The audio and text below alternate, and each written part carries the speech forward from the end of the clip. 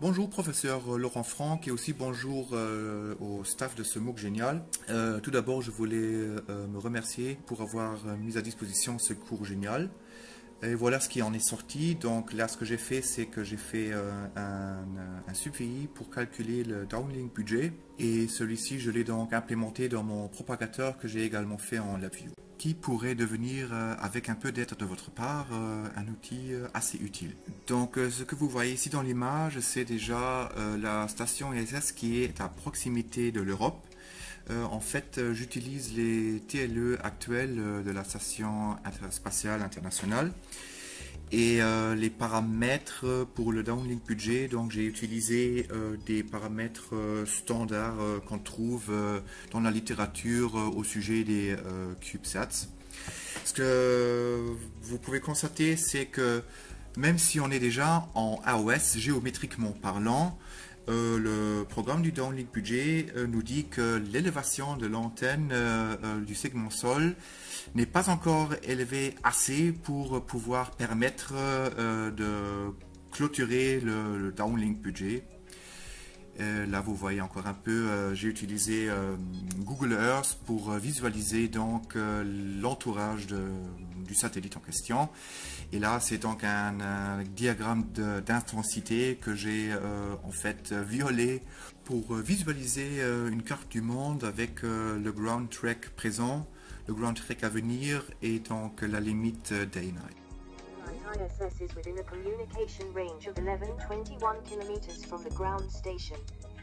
The antenna elevation is about 17 degrees. Voilà, donc vous venez tout juste d'entendre mon implémentation True Text Speaking dans le propagateur qui lui nous a dit maintenant que en fait l'élévation est assez haute pour pouvoir permettre de clôturer le downlink budget. Donc la station est maintenant dans une proximité valide pour pouvoir avoir une bonne réception. Notez quand même la petite remarque, c'est valide si et seulement si mon calcul est bon. Et voilà, c'est ici en fait que je vous demande vraiment de m'aider pour tout simplement vérifier si mes calculs sont justes. Et dans le cas contraire, eh ben, si vous pourriez m'aider à corriger mon algorithme.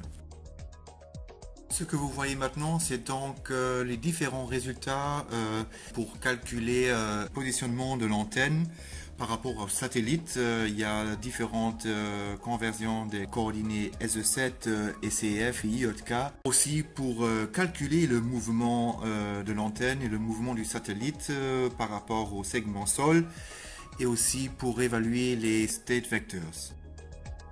The satellite ISS is within a communication range of 479 km from the ground station. The antenna elevation is about 57 degrees. Donc vous voyez toujours le gros voyant en vert qui indique que le bilan des liaisons est toujours bon.